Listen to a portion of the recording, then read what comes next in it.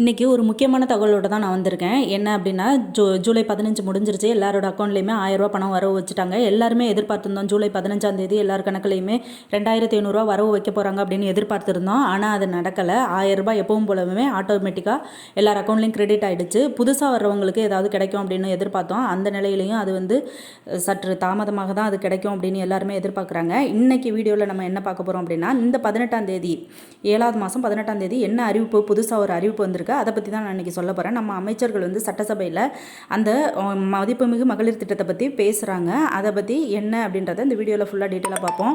நம்ம சேனலை இப்போ தான் ஃபஸ்ட் டைம் பார்க்குறீங்க அப்படின்னா நம்ம சேனலை சப்ஸ்கிரைப் பண்ணிக்கோங்க. பக்கத்தில் இருக்க பெல் ஐக்கானையும் கிளிக் பண்ணிக்கோங்க. அப்போ தான் நம்ம மத்திய மாநில அரசு கொடுக்கக்கூடிய இலவசங்கள், நலத்திட்டங்கள், எல்லா இலவசமான சேவைகளும் உங்களுக்கு உடனுக்குடனே கவர்மெண்ட் கொடுக்கக்கூடிய கவர்மெண்ட் ஸ்கீம்ஸ் அத்தனையும் உங்களுக்கு வந்து சேரும். அதனால தான் நம்ம சேனலில் ஃபஸ்ட் டைம் பார்த்தா சப்ஸ்கிரைப் பண்ணிக்க சொல்லிக்கிறேன். இப்போ என்ன அப்படின்னா, 18ஆம் தேதி இதுக்கான முழு சீராய்வு பணி நடைபெறும் அப்படின்ற மாதிரி சொல்லியிருக்காங்க. முன்னாடியே இதை வந்து ஜூன் மாதம் 26லேருந்து இந்த பேச்சுவார்த்தை நடந்துகிட்ருக்கு. மதிப்புமிகு மகளிர் திட்டம் வந்து எப்போ நீங்கள் முன்வைக்க போகிறீங்க அப்படின்னு. அதுக்கு நம்ம சிஎம் அவர்கள், இதுதான் என்னுடைய அறிக்கையிலேயே மிக முக்கியமான அறிக்கை, இதை பற்றி நான் எப்போவுமே இதை வந்து மறக்க மாட்டேன், இருந்தாலும் நான் இதை வந்து மறுசீராய்வு பண்ணிக்கிட்டே இருக்கேன், அந்த நிதி சுமைகளை எப்படி சமாளிக்கிறது அப்படின்றத பற்றியும் சொல்லியிருக்காங்க. இன்னொரு விஷயம் என்ன அப்படின்னாக்க, இந்த 2500 கொடுத்துட்டு இடையிலேயே நிறுத்தக்கூடாது, நிறுத்தாமல் நம்ம அதை எப்படி கண்டினியூ பண்ணணும், எப்படி தொடரணும் அப்படிங்கிறது தான் என்னோட முழு முயற்சியும் போயிட்டுருக்கு. இடையில கொடுத்துட்டு நிதி சுமைக்காக மக்களை ஏமாற்றக்கூடாது, 2500 கொடுத்ததை வந்து கண்டினியூஸாக கொடுக்கணும் அப்படின்ற மாதிரி அவங்க வந்து நம்ம சிஎம் அவர்கள் வந்து இந்த பணிகளை போயிட்டுருக்கு அப்படின்ற மாதிரி சொல்லியிருக்காங்க. நிறுத்தாமல் நம்ம கடைசி வரையும் எப்படி கொண்டுட்டு போகிறது அப்படின்றதுக்காக தான் இதை வந்து இவ்வளோ டைம் எடுத்து நாங்கள் யோசித்து இதை பண்ணணும் அப்படின்ற மாதிரி சொல்லியிருக்காங்க. யாருக்குமே ஏமாற்றம் இல்லாமல் இந்த ரூ. 1000 பணம் 15ஆம் தேதி கண்டிப்பாக ஜூலை 15ஆம் தேதி எல்லாரோட அக்கௌண்ட்லேயுமே வரவு வைக்கப்பட்டுச்சு. ஆனால் புதுசாக எதிர்பார்க்குறவங்க யாருக்குமே இது வந்து கிடைக்கல அப்படின்னு நினைக்கிறாங்க. இருந்தாலும் கூடிய சீக்கிரமே இதுக்கான ஆன்லைன் அப்ளிகேஷன்ஸ், ஆன்லைனில் நம்ம பதிவு பண்ணுறதை பற்றி நம்ம கவர்மெண்ட்டு வெளியிட போகிறாங்க அப்படின்ற மாதிரி நமக்கு தகவல் கிடைக்கிது.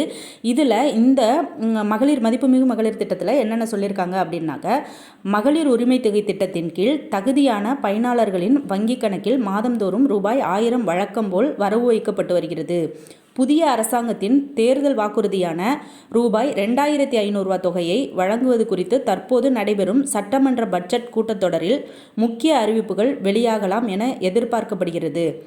மகளிர் உரிமை தொகை தொடர்பான சமீபத்திய தகவல்கள் மற்றும் புதிய விண்ணப்ப படிமுறை பற்றிய விவரங்களுக்கு, அதாவது இந்த விண்ணப்பம் வந்து புதுசாக விண்ணப்பம் கொடுக்க போகிறாங்க, அதை பற்றின தகவலை நான் ஃபுல்லாக டீட்டெயிலாக இந்த வீடியோவில் அப்டேட் பண்ணியிருக்கேன். வீடியோவை ஸ்கிப் பண்ணாமல் பார்த்தீங்க அப்படின்னா தான் நான் முழுசாக வீடியோவில் என்ன சொல்லியிருக்கேன் அப்படின்றது கிடைக்கும். உங்களுக்கு வந்து இந்த நலத்திட்டங்கள், இலவசங்கள், இதை பற்றின வீடியோ ஃபுல்லாக உங்களுக்கு தெரியணும் அப்படின்றதுக்காக தான் நான் இவ்வளவு எல்லாத்தையுமே சர்ச் பண்ணி நான் உள்ள ஸ்கீம்ஸ்லாம் தான் எடுத்து அதை வந்து ஆராய்ந்து இதெல்லாம் எடுத்து நான் போடுறேன். அதை வந்து நீங்கள் ஸ்கிப் பண்ணி பார்த்தீங்க அப்படின்னா உங்களுக்கு ஒரு சில தகவல் கிடைக்காமலே போயிடலாம்.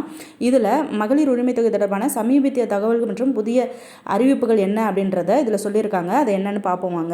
அதில் தாவேகா தனது தேர்தல் அறிக்கையில் முந்தைய திமுக அரசு வழங்கிய அந்த மகளிர் உரிமை தொகையை ரூபாய் 1000 உயர்த்தி 60 வயதுக்கு உட்பட்ட அனைத்து பெண்களுக்கும் மாதம் 2500 வழங்கும் மதிப்புமிகு மகளிர் திட்டம் செயல்படுத்தப்படும் என்று மாபெரும் வாக்குறுதி அளித்திருந்தது.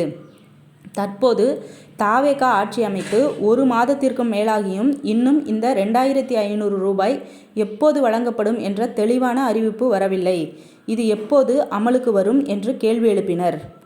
என்ன சொல்கிறாங்க அப்படின்னா, நம்ம திமுக அரசு 1000 மகளிர் திட்டம் வந்து கலைஞர் மகளிர் உரிமை திட்டம் அப்படின்னு சொல்லி 1000 எல்லாருக்கும் கொடுத்த நிலையில் நம்ம தாவேகா அரசு வந்து நான் அதில் 1500 கூட போட்டு 2500 தருவேன் அப்படின்ற மாதிரி மிகவும் எல்லா பெண்களுமே வரவேற்கத்தக்கக்கூடிய ஒரு அறிவிப்பை வெளியிட்டாங்க.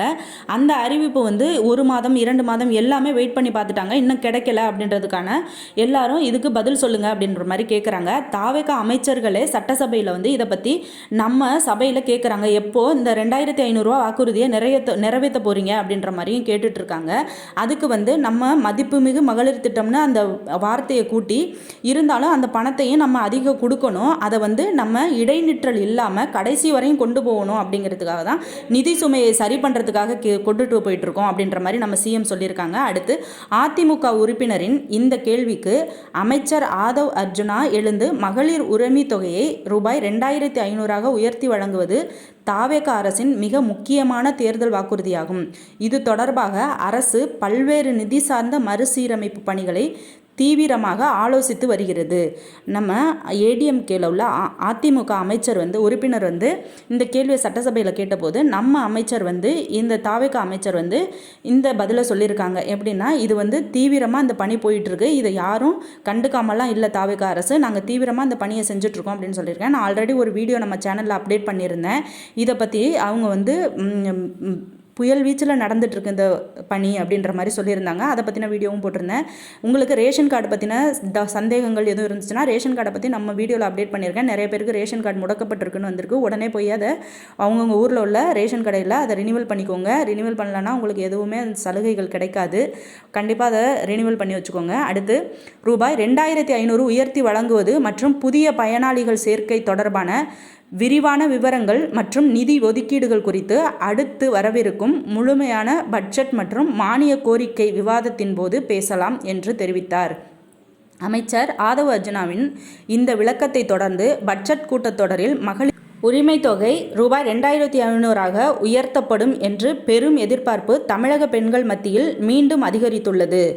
அமைச்சர் ஆதவ் அர்ஜுன் இதை சொல்லியிருக்காங்க. 2500 பெரிய எதிர்பார்ப்பாக இருக்குது, அதை நாங்கள் கண்டிப்பாக செஞ்சே தீருவோம் அப்படின்னு சொல்லியிருக்காங்க. இதற்கிடையில் தமிழக வெற்றி கழகத்தின் தேர்தல் அறிக்கையில் அறிவித்திருந்த பெண்களுக்கு மாதம் ரூபாய் 2500 வழங்கும் திட்டம் குறித்து முதல்வர் விஜய் தொடர்ந்து ஆலோசனை நடத்தி வருவதாக தகவல்கள் வெளியாகியுள்ளன. தேர்தல் வாக்குறுதிகளில் மிகவும் முக்கியமானதாக கருதப்பட்ட இந்த திட்டம் எப்போது நடைமுறைக்கு வரும் என்ற எதிர்பார்ப்பு மாநிலம் முழுவதும் பெண்கள் மத்தியில் அதிகரித்து வருகிறது. ஆனால் திட்டத்தை அறிவிப்பது மட்டுமல்லாமல் நீண்ட காலத்திற்கு எந்த தடையும் இல்லாமல் செயல்படுத்துவதற்கான நிதி ஆதாரங்களை உறுதி செய்வதில் அரசு கவனம் செலுத்தி வருவதாக கூறப்படுகிறது.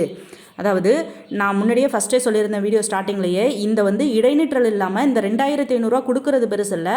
அதை கொடுத்து நம்ம காலம் ஃபுல்லாக அதை எப்படி மெயின்டைன் பண்ணணும், இடைநிற்றல் இல்லாமல் கடைசி வரையும் அதை கொடுக்கணும், தடை இல்லாமல் அதை கொடுக்கணும் அப்படின்றதுக்கான நிதி ஆதாரங்களை உறுதி செய்வதற்கு தான் அரசு கவனம் செலுத்திட்டு இருக்கு. மற்றபடி எந்த ப்ராப்ளமும் இல்லை. நிதி சுமையை சரி பண்ணி அந்த நிதிகளை எப்படி நம்ம அதை சஸ்டெயின் பண்ணி கரெக்டான வழியில் கொண்டுட்டு போகிறது அப்படின்றதுல தான் கவனம் செலுத்திட்டு இருக்கு. அதனால் யாரும் பயப்பட வேண்டாம். கண்டிப்பாக அடுத்த மாதத்தில் ஓரிரு மாதங்களில் அது 2500 எல்லாரோட அக்கௌண்ட்லேயும் வரவு வைக்கப்படும். அதுலேயே 1000 ரூபா பணம் வாங்காதவங்க 2500 புதுசாக வாங்கணும்னு எதிர்பார்க்குறவங்களுக்கும் கூடிய சீக்கிரமே இந்த அந்த அறிவிப்பு வெளியாகும் போது அதுக்கான அப்ளிகேஷன்ஸும் கொடுக்கப்படும். புதுசாகவும் எல்லாருக்கும் வழங்குறதுக்கான வாய்ப்பும் அதிகம் இருக்குது அப்படின்ற மாதிரியும் சொல்லியிருக்காங்க. வாய்ப்பு கிடையாது, கண்டிப்பாக கொடுப்பாங்க. யாரும் அதுக்கு பயப்பட தேவையில்லை. உயர்மட்ட ஆலோசனைகளில் அதிகாரிகள் பல்வேறு நிதி விவரங்களையும் முதல்வரிடம் எடுத்துரைத்ததாக தகவல் தெரிவிக்கின்றன. கடந்த ஆட்சியில் செயல்படுத்தப்பட்ட மகளிர் உரிமை தொகை திட்டத்தின் கீழ் சுமார் 1.31 கோடி பெண்களுக்கு மாதந்தோறும் ரூபாய் 1000 வழங்கப்பட்டு வந்தது. இதற்காக மாதத்திற்கு ரூபாய் 1.31 கோடியும் ஆண்டுக்கு ரூபாய் 15,720 கோடியும் செலவிடப்பட்டதாக அதிகாரிகள் விளக்கியுள்ளதாக கூறப்படுகிறது. நம்ம கவர்மெண்ட்டில் சிஎம் அவர்கள் வெள்ளை அறிக்கை கொடுத்தாங்க. இவ்வளோ கடன் இருக்குது, இவ்வளவு நிதி சுமைகள் இருக்குது அப்படின்றத பற்றி வெள்ளை அறிக்கை போன மந்த்து தான், லாஸ்ட் மந்த்து நம்ம எல்லாருக்குமே தெரியும், கவர்மெண்ட்லேருந்து ரிலீஸ் பண்ணாங்க. இருந்தாலும் 1.31 கோடி பெண்கள், அதாவது அந்த பெண்கள் 1000 ரூபா பணம் வாங்கிட்டு இருக்காங்க. அந்த பணத்தையும் இப்போ புதுசாக ரேஷன்ஸ் கார்ட்ஸ் நிறைய பேர் அப்ளை பண்ணியிருக்காங்க. கிட்டத்தட்ட 6 லட்சம் ரேஷன் கார்டு புதிய விண்ணப்பம் வந்திருக்கு. அதையும் நம்ம மறுசீராய்வு பண்ணி அவங்களுக்கும் கொடுக்கறதுக்கான முயற்சியும் எடுத்துகிட்டு இருக்கோம். புதுசாக அப்ளை பண்ணுறவங்களுக்கு நிபந்தனைகளுக்கு உட்பட்டு இருந்தால் அவங்களுக்கும் புதுசாக கொடுக்கப்படும் அப்படின்ற மாதிரியும் தகவல் சொல்லியிருக்காங்க. அதே எண்ணிக்கையிலான பெண்களுக்கு மாதம் ரூபாய் 2500 வழங்க வேண்டுமெனில் மாதந்தோறும் ரூபாய் 3275 கோடி தேவைப்படும் என்றும் ஆண்டுக்கு சுமார் 39,300 கோடி செலவாகும் என்றும் அதிகாரிகள் கணக்கீடு அளித்ததாக தகவல்கள் வெளியாகியுள்ளன. இந்த நிதியை எவ்வாறு திரட்டுவது, புதிய வருவாய் வாய்ப்புகள் என்ன, அரசின் செலவினங்களில் எந்தெந்த துறைகளில் சிக்கன நடவடிக்கைகள் மேற்கொள்ளலாம் என்பது குறித்தும் விரிவான ஆலோசனைகள் நடைபெற்று வருவதாக கூறப்படுகிறது.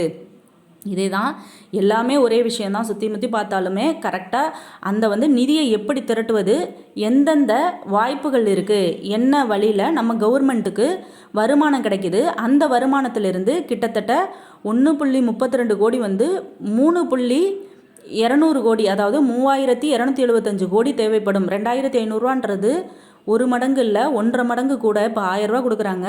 அதுவே வந்து 1500 கூட வச்சு 2500 கொடுக்கணும்னா இந்த நிதி சுமையை எப்படி சமாளிக்கிறது, அதுக்கான நிதியை எப்படி திரட்டுவது அப்படின்ற பேச்சுவார்த்தை தான் போயிட்டுருக்கு அப்படின்ற மாதிரியும் சொல்லியிருக்காங்க. அடுத்து தமிழக வெற்றிக்கழக அரசு தேர்தல் வாக்குறுதிகளில் மிகவும் முக்கியமானதாக கருதப்படும் பெண்களுக்கு மாதம் ரூபாய் 2500 வழங்கும் திட்டத்தை விரைவாக செயல்படுத்துவது தொடர்பாக முதல்வர் விஜய் தொடர்ந்து ஆலோசனை நடத்தி வருவதாக தகவல்கள் வெளியாகியுள்ளன.